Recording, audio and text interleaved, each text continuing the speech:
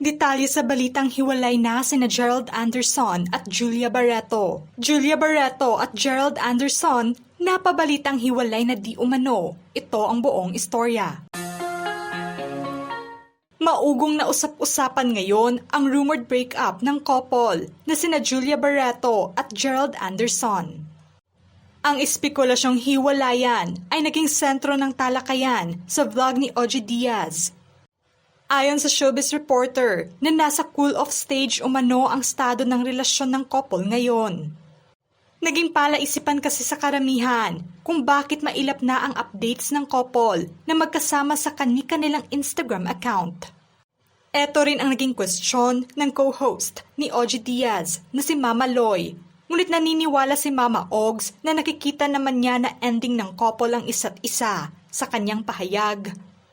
Nakikita kong si Gerald at Julia, parang sila yung future, sila pa rin yung ending.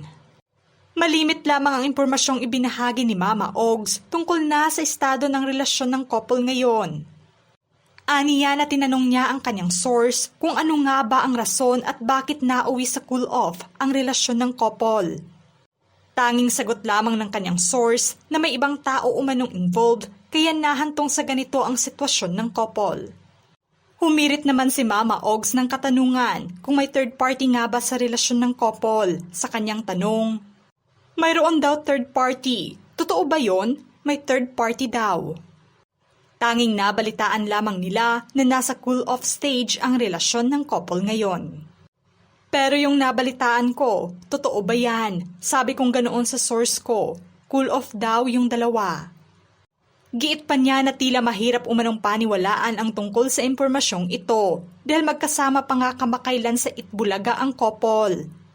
Matapos na maging guest si Gerald sa programa habang naging guest host naman si Julia.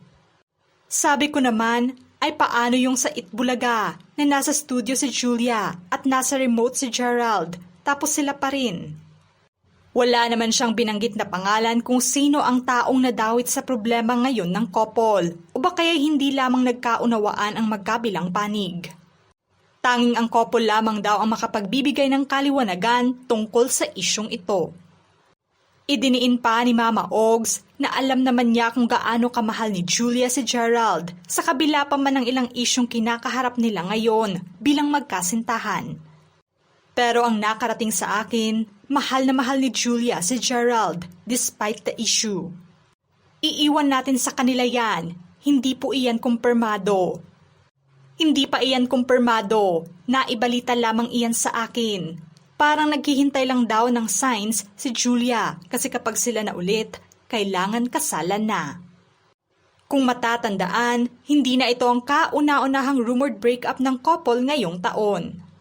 Noong buwan ng Hunyo ay binasag ni Gerald sa Tony Talks vlog ang kanyang katahimikan sa paulit-ulit na issue ng breakup nila ni Julia na kumakalat online.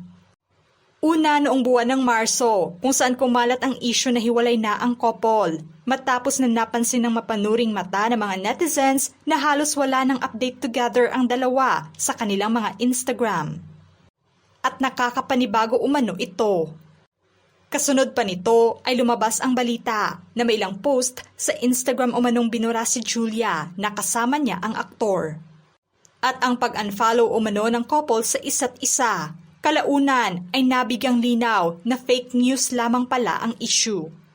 Sa Tony Talks vlog ay diretsahang tinuldukan nga ng aktor na wala silang problema ng kanyang kasintahan. Aniya, "No, we are okay." Inilarawan pa niya sa vlog kung gaano kapositibo sa buhay si Julia na nakapagdulot ng magandang impluwensya sa kanya. Si Julia is very mapagmahal, very motherly, manang-mana siya kay Tita Marge. Yung mami niya, yung values na meron siya, yung love na binibigay niya, yung support na binibigay niya. It inspires me to be better and give yung 100% ko and yung best version ko. Sa kaparehong buwan, binigyang linaw ulit ng aktor ang katanungan ng karamihan sa rumored breakup nila ng aktres. Sa vlog ni Julius Babaw noong Hunyo, sinabi niya na sila pa rin ni Julia. Matatanda ang maugong na pinag-usapan ang espekulasyon ng breakup nila dahil magkahiwalay ang bawat updates nila sa isa't isa. Gayon din ang pag-viral ng photo ni Gerald na mag-isang nagbakasyon habang nakaupo sa may tabing ilog. Naging intriga rin ang caption niya sa post na regroup. Natawa lamang ang aktor sa ginawang issue ng mga netizens. Aniya, dahil umupo ako doon naman nag-start. Nagre-regroup lang kami. Naniniwala rin siya na dalawa lamang ang present sa industriya ng showbiz.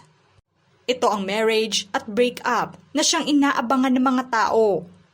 Dalawa lang yun sa showbiz, kung kasal na kayo or hiwalay na kayo. What can I keep private? I keep private. Kung ano yung kaya ko i-share ko. Malinaw na sinabi ng aktor sa vlog na hindi naman siya madamot na ibahagi ang tungkol sa relasyon nila ni Julia. Di naman ako madamot, ba't dalawa lang yon? Yung hiwalay kami or kasal kami or may pinagdadaanan kami. Hindi ba pwedeng normal din sa relationship? Inamin niya rin na hindi naman maiiwasan sa isang relasyon na magkaroon ng mga problema at normal lamang iyon. Aaminin ko, there's always ups and downs. Wala naman perpektong relasyon, di ba? Wala naman perpektong marriage. Hindi kami hiwalay. Kami pa rin. Sinabi na rin ni Julia noon na pareho silang private ng aktor sa kanilang relasyon. At napagdesisyonan nilang ibahagi lamang sa publiko ang mga napagkasunduan. Sa pahayag ni Julia noon, I guess we are able to create a private bubble of ours na hindi na nila alam kung ano ang masyadong nangyayari sa partnership namin. I think that's also a conscious effort on our end na talagang protektahan. Hindi kailangan mag-overshare. Hindi dapat bawat galaw alam lahat. So siguro that's why they think that. Sa pahayag naman ni Gerald sa relasyon niya kay Julia. It has been 5 years. There were many bumps in the road, but I think they are all blessings because made us even stronger. When you go through something like that and you see that your partner is emotionally strong, you know that it was worth it. Kamakailan lang, ibinahagi ni Gerald na todo umano ang suportang ibinigay ni Julia sa kanya. Matapos na nagkaroon siya ng directorial debut sa episode ng Sins of the Father na pinagbibidahan niya. Inihayag niya na sobrang happy ni Julia sa milestone niya sa kanyang karera ngayon. Happy, supportive, alam naman hindi ito biro. Siyempre, as much as makuha mo lahat ng suporta ng mga tao sa paligid mo, napaka-importante ang support niya para sa mga ganitong responsibilities. Naitanong naman sa aktor kung bukas ba siya na maging direktor sa future project ng girlfriend. At diretsahang sinabi niya na sobrang gusto niya itong gawin kung may oportunidad. Wala siyang choice.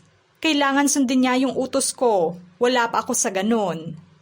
Sa ngayon ay nanatiling tahimik ang magkabilang kampo na sagutin ang tungkol na sa issue ng breakup di umano nila. Ano ang masasabi niyo sa rumored breakup ni Julia Barreto at Gerald Anderson ngayon? Just comment below.